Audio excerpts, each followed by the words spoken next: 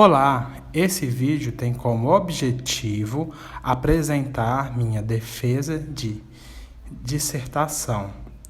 Defesa esta que ocorre pelo Programa de Pós-Graduação em Linguagens e Saberes da Amazônia, PPLSA, na Universidade Federal do Pará, UFPA.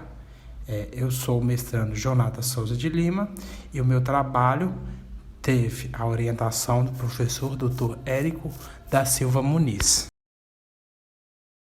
Antes de começar a apresentação, primeiramente, eu quero agradecer a banca examinadora que está participando, composta pelas doutoras Vanderlúcia, Cláudia e Ana Paula, e também uma outra professora que participou da primeira banca, que é a de qualificação, a professora doutora Neide. Obrigado pela atenção. E também outras pessoas que nesse momento estão me vendo. Muito obrigado.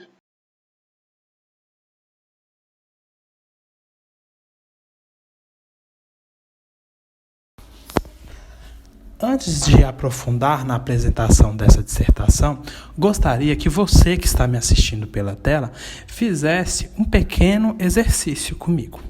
Então, imagine um tema da área de história ou de estudos amazônicos. Ou, para ser mais amplo, imagine algum conteúdo que remeta à sua história local. Faça uma rápida busca ou no Google ou principalmente no YouTube, que tem bastantes vídeos.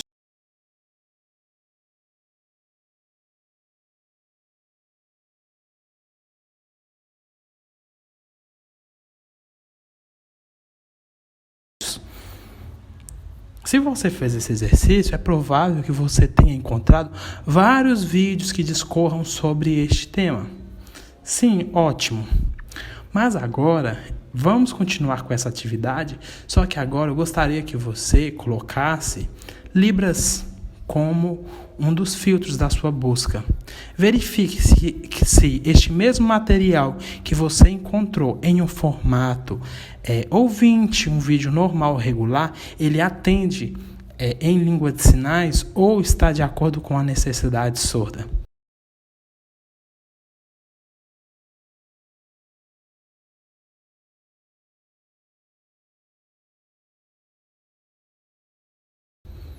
Difícil, não é? Provavelmente você deve ter encontrado alguns poucos vídeos e, na maioria das vezes, não deve ter encontrado nenhum resultado.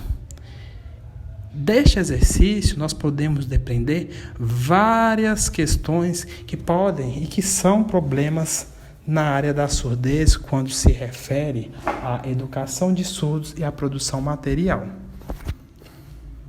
Feito este exercício, então podemos verificar que há vários problemas na questão educacional dos surdos. Existe uma série de normativas organizadas, por exemplo, pela BNCC, que foca na aquisição de competências gerais, conhecimentos e habilidades. Se não temos um mercado ou um espaço digital acessível aos surdos, como viabilizar que os surdos eles façam a aquisição dessas competências gerais, dessas habilidades e desses conhecimentos? Uma grande parte da produção do conhecimento humano ele está armazenado nas tecnologias digitais de informação e comunicação, TD&C. E aí, como aplicar no processo educacional desses surdos essa TD&C de forma que eles sejam beneficiados por esse fenômeno, por essa cybercultura? Existem várias experiências aqui no Pará, em vários outros estados, focados nessa cybercultura, nessas TD&Cs. Mas quais são essas experiências e políticas públicas que podem favorecer condições de participação da comunidade surda nesses processos educacionais no cyberespaço? Como transformar essa pouca quantidade, mas talvez ainda existente, de saberes, de conhecimentos, como transformar esses saberes, esses conhecimentos em um objeto traduzível, que é da cultura ouvinte e que ele possa ser um objeto também usual na cultura surda e assim interagir com essas duas culturas? Quais trabalhos a gente pode desenvolver para que a comunidade surda obtenha produto dessas atuais demandas pedagógicas? Há várias questões, há vários problemas de pesquisa. Delimitamos como objetivo geral discutir a educação de surdos, afunilando nas disciplinas de história e também de estudos amazônicos e fazendo essa discussão baseada nas proposições curriculares atuais. Além desse objetivo mais amplo, nós nos dispusemos a discutir as especificidades educacionais e socioculturais desses surdos, analisar esses fatores relacionados à cultura digital e ao regionalismo, evidenciar a construção de identidade surda a partir do seu cotidiano e do espaço escolar. A organização dessa dissertação, desde o início, teve como preocupação a necessidade de se produzir mais artigos para nosso programa. Como nós vimos em várias reuniões, isso é uma necessidade muito grande. Então, para discutir esse tema, nós pensamos numa metodologia diversificada e nessa metodologia diversificada nós poderíamos tirar mais artigos, mais discussões focados, é claro, no tema. Então, houve muita pesquisa documental, houve a pesquisa de campo, houve o desdobramento da pesquisa de campo, tanto em locus, lugar físico, quanto nos espaços digitais, na análise de produção das comunidades surdas. Os sujeitos pesquisados foram diversificados, foram surdos da cidade de Bragança, especialistas na área da surdez, docentes, em especial tivemos escolas como a Escola X, que não evidenciamos porque foi onde retiramos a maior parte das narrativas, e outras instituições educacionais, privadas. Então, uma reflexão que impulsionou a forma como conduzimos os trabalhos dessa dissertação é um pensamento de Sachs, que diz que não são geralmente as ideias dos filósofos que mudam a realidade, tampouco inversamente a prática das pessoas comuns. O que muda a história é o que desencadeia a revolução, é o encontro dessas duas coisas. Por isso houve a presença de um debate sobre a necessidade de produção produção material, e nós nos esforçamos para construir 2 produtos ilustrativos para essa dissertação. É claro, há outros produtos que nós estamos diariamente disponibilizando com essa temática.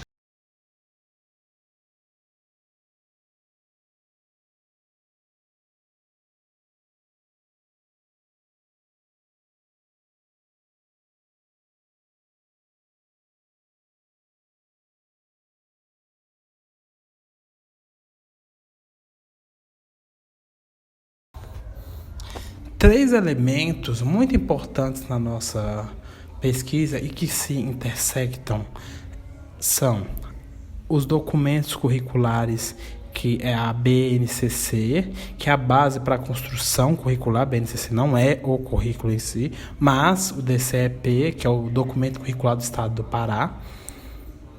Nós tivemos como preocupação a TD&C e o bilinguismo. Então, currículo, abordagem de ensino e a metodologia, conforme a imagem. Na escrita dessa dissertação, houve debate de vários temas. O ensino de história e estudos amazônicos. Nessa questão de ensino, a discussão sobre a necessidade de valorização do regionalismo e do cotidiano. Todas essas discussões, se já são muito abrangentes essas questões que já são muito abrangentes, tivemos a preocupação de contextualizá-las, a questão da surdez. Então foi possível verificar elementos muito próprios que influenciam na educação de surdos. Tivemos uma discussão de proposição curricular aplicada tanto ao público ouvinte quanto ao público surdo. Durante a pesquisa também foi possível debater o papel que a UFPA, do campus dessa cidade, desenvolve na comunidade surda bragantina, quer seja no ensino, na pesquisa ou na extensão, e o quanto a UFPA, a nível de Pará, tem influência no ensino de história, na educação de surdo, na valorização dos saberes regionais. Debatemos a necessidade de produção autônoma de vídeos e materiais visuais, isso pelas pessoas que comumente convivem com os surdos, como os intérpretes de Libras, os professores, a comunidade surda em geral, com a preocupação de nós construirmos esse protagonismo e não deixar que mais tarde isso venha a ser missão de agentes empresariais. Discutimos o surdo e o seu cotidiano, o seu território, a sua conquista, e isso focado na especificidade bragantina. Discutimos os processos de violência simbólica e os vários tipos de capitais, e como esses processos de violência simbólica e capitais, de uma certa maneira, unem a comunidade surda. Discutimos a surdez no espaço escolar e como esse espaço escolar ele influencia na vida dos surdos, mesmo esse espaço sendo prático, frequentado numa certa idade, vê-se que ele influencia a vida toda dos surdos. Também discutimos a surdez no seu espaço religioso, nas instituições confessionais, que em grande parte recebem os surdos e funcionam como uma extensão da sua vida. Então, para a escrita desse trabalho, na pesquisa documental, nós usamos a BNCC, o DCEP e outras leis, como a LDB e outros documentos legais. Nós sempre tentamos recortar nesses documentos a questão do ensino de história de estudos amazônicos e nessa área de ciências humanas e sociais aplicadas. Toda essa discussão ela tem como foco discutir a surdez e trazer de debates que remetem ao pensamento nacional e regional sobre o papel da TDIC nessa educação, como essa educação bilíngue ela pode ser construída através dessa TDIC e como há bilinguismo, a necessidade de haver esse bilinguismo nos saberes nacionalmente e regionalmente construídos. Na pesquisa de campo, nós tivemos muita influência na esse trabalho, nossas experiências na Escola X, em outros espaços também. Queremos discutir dentro desses espaços questões como a percepção dos indivíduos sobre nacional, regional, sobre o uso de TDC, o que eles compreendiam sobre a educação de surdos, o que eles compreendiam sobre uma base nacional comum curricular e outros documentos. Os resultados dessa pesquisa apontam para várias questões. A que mais queremos frisar é a necessidade de adaptação de materiais e o uso de novas tecnologias para que se otimizasse a educação de surdos na rede de educação básica. Também a urgência nos debates sobre temas relativos à história da Amazônia no currículo, tanto nacional quanto regional, já que discutimos também o baixo uso das TDICs na educação de surdos nas escolas básicas, que o currículo nacional, de uma certa maneira, tende a descolar das necessidades regionais e supervalorizar as narrativas dos grandes centros. A discussão ela foi organizada com a seleção de diversos autores. A maioria dos autores do referencial ele está em categorias como TDIC, que é a Tecnologia Digital de Informação e Comunicação, Educação de Surdo, Metodologia de Ensino de História, Linguagem, Cultura, Currículo.